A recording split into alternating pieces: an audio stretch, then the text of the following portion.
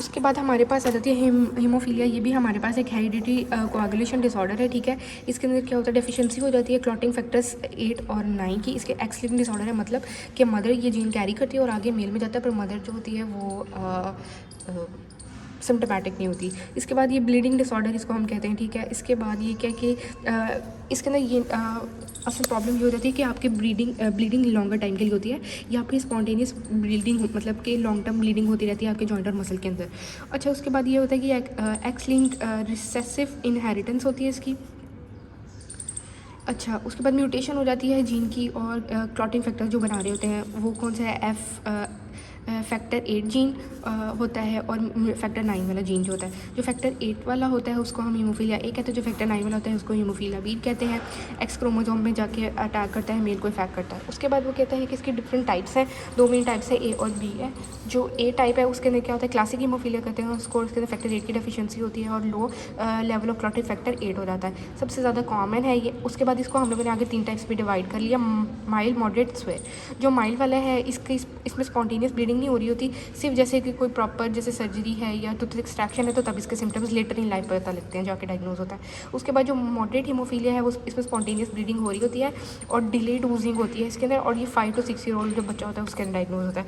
और जो swear haemophilia है इसके अंदर प्रॉपर स्पॉन्टेनियस जॉइंट ब्लीडिंग हो रही होती है और इसके अंदर 2 ईयर्स की एज में ही डायग्नोज हो जाता है।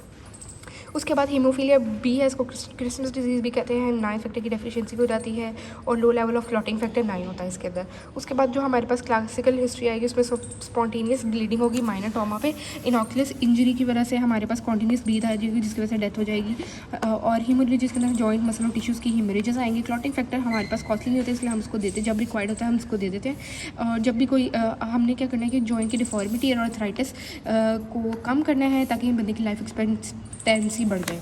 उसके बाद इसका मेडिकल ट्रीटमेंट जो है, मेडिकल ट्रीटमेंट में हमने फ्रेश होल ब्लड दे देना है, होल प्लाज्मा दे देना है, फ्रेश फ्रोजन प्लाज्मा दे देना है, क्रायोप्रेसिपिटेट दे देना है, फैक्टर 8 और फैक्टर 9 का कंसंट्रेट दे देना है। उसके बाद रिकम्बिनेंट फैक्टर 7 दे देना है, नोवो 7, जीन थेरेपी डेस्मोप्रेसिन दे देना है। उसके बाद जो उसके ट्रीटमेंट में आ जाता है वो EACA दे देना है, फाइब्रिन ग्लू दे देनी है, प्रोथोमिक कॉम्प्लेक्स देना है, पॉलीथाइलिन ग्लाइकोल की कंजुगेशन दे देना है और पॉली एसिड पॉलीमर्स दे देना है। उसके बाद हम लोगों ने डायरेक्ट, अच्छा अगर फॉर एग्जांपल ब्लीडिंग स्टार्ट हो गया तो हम लोगों ने डायरेक्ट प्रेशर देना है, एलिवेट कर देना है, आइस कंप्रेशन कर देना है। एपिटेक्सिस मतलब नोज से ब्लीडिंग हो रही है तो आगे लीन फॉरवर्ड करके बैठा देना है, ठीक है। उसके बाद सिट अप लीन फॉरवर्ड। उसके बाद जो है हमने कॉन्टैक्ट स्पोर्ट्स अवॉइड करनी है, इंट्रामस्कुलर इंजेक्शन अवॉइड करना है और एनसेड्स नहीं यूज़ करनी क्योंकि ये GIT ब्लीडिंग करवाते हैं। उसके बाद इसकी PT मैनेजमेंट में ये है कि आपने इंक्रीज़ रेंज ऑफ मोशन कर देना है, पर आपने मसल स्ट्रेंथ को इंक्रीज़ करना है, जॉइंट की डिफॉर्मिटी होने से बचानी है, होम एक्सरसाइजेस करानी है रेगुलर बेसिस पे।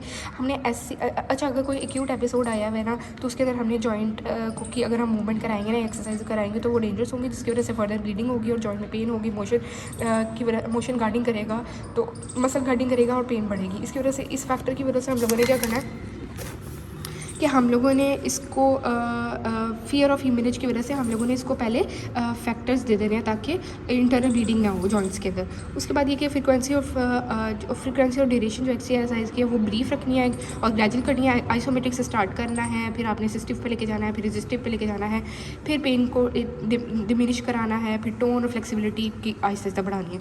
अच्छा, आइस और कोल्ड कंप्रेशन हम करते रहेंगे, इलेक्ट्रिक स्टिमुलेशन भी दे सकते हैं और हाइड्रोथेरेपी बेस्ट है इसके अंदर। उसके बाद एक डिजीज़ लिखी हुई है आर्थराइटिक जॉइंट, मतलब हीमोफिलिक पेशेंट होता है उसमें हीमोफिलिक आर्थोपैथी हो जाती है, रिपीटेड एपिसोड्स होती है ब्लीडिंग की जॉइंट के अंदर जो डिसेबलिंग हो जाती है। और फिर क्या करता है कि हमने हमारे लिए बहुत डिफिकल्ट होता है डिसाइड करना कि हम लोगों ने इन पेशेंट को इमोबिलाइज करना है या नहीं। फिर हम क्या करेंगे, हम ब्लीडिंग होगी तो साइनोवाइटिस हो जाएगा, आर्थराइटिस हो जाएगा, टोटल स्टिफनेस हो जाती है। तो हमारे लिए रिहेबिलिटेशन अच्छा है कि हम इस सीक्वेंस को हम लोगों ने ओवरकम करना है, ठीक है। इसको हम ओवरकम करने के लिए क्या करेंगे, हम बिल्कुल ज़ीरो नहीं कर देंगे मूवमेंट को। हम इसके अंदर क्या करेंगे कि ब्रेसेस देंगे, स्प्लिंट देंगे, प्रॉपर हम PT कराते रहेंगे, स्प्लिंटिंग देंगे, फ्रैक्चर कंट्रैक्चर्स को प्रिवेंट करेंगे, नी और सीरियल कास्टिंग कराएंगे और वेज कास्टिंग कराएंगे इसके अंदर।